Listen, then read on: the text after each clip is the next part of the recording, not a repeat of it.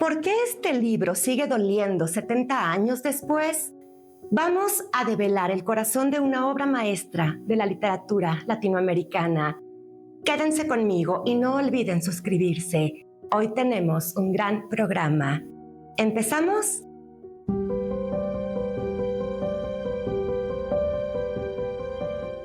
El Llano en Llamas, del escritor mexicano Juan Rulfo, reúne 17 relatos escritos con una prosa bellísima y sobre todo con un lenguaje que escuchamos mientras leemos, porque aquí la palabra es protagonista.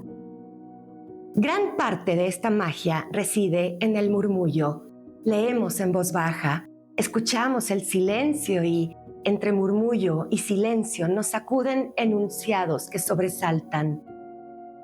Con Rulfo, la palabra hablada permanece, así como la tristeza, que nos llega de forma distinta, pero a todos nos llega. Los diálogos son fundamentales en los diferentes monólogos que nos mantienen al borde, porque la tensión entre la vida y la muerte es una constante. Observamos el gesto en el rostro de los personajes como si los tuviéramos de frente, en sepia y ocre deslucido. Cada escena se muestra visualmente como una fotografía, sin retórica, descripciones ni adjetivos. Los personajes son autónomos, lo que nos lleva a sentir las emociones como si fueran propias, acercándonos de lleno a la fragilidad del ser humano que lucha para sobrevivir en una sociedad fragmentada. La corrupción, la falta de empatía del gobierno que no tiene madre y la pobreza de los campesinos son temas recurrentes. La injusta repartición de la tierra después de la Revolución Mexicana es el hilo conductor. Los campesinos buscan la tierra prometida, que no es más que un llano desértico donde una gota de agua cae grande y gorda, y a esta gota caída se la come la tierra y la desaparece en su sed. Transitan por tierras calinas tan ardientes que la única sombra donde pueden resguardarse olía a eso, a sombra recalentada por el sol. Van en silencio porque se les acabaron las ganas de hablar con el calor que les calienta las palabras y los quema. Aquí no hay cabida para la culpa.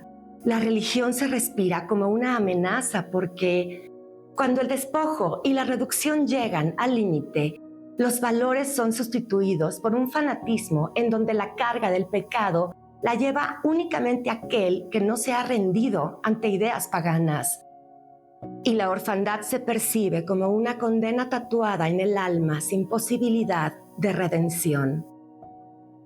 Es algo difícil crecer sabiendo que la cosa de donde podemos agarrarnos para enraizar está muerta. Con nosotros, eso pasó. Juan Rulfo no escribía para maestros o intelectuales, lo hacía para él, para nosotros. Sus personajes son hombres y mujeres reales que pasan hambre, sufren el dolor de la traición y la tristeza del abandono.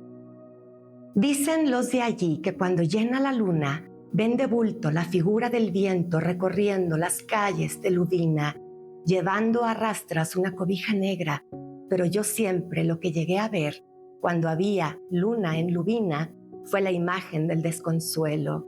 Siempre, aquello es el purgatorio, un lugar moribundo donde se han muerto hasta los perros y ya no hay ni quien ladre al silencio.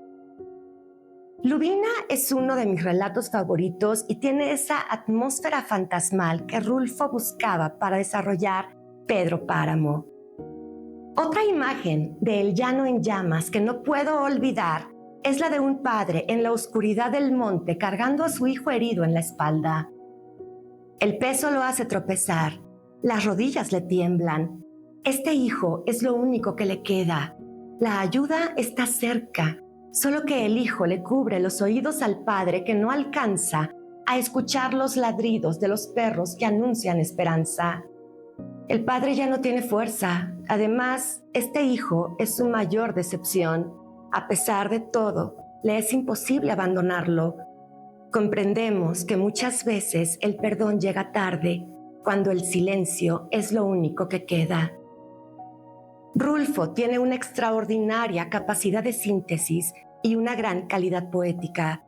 En esta obra, cada relato es independiente y todos aportan un matiz único a ese incendiado donde el calor erosiona la tierra, condena al hombre a la sed y al fuego. Los símbolos y creencias que encontramos se complementan para delinear un mundo que, todo indica, va a desaparecer. Leemos fragmentos de una historia colectiva en donde el rencor, la desconfianza y la falta de esperanza se escuchan en voz de quienes han sido olvidados. Los sentidos predominan y se entremezclan. El viento toma color, la tierra sabia desamparo y el aire carga desolación.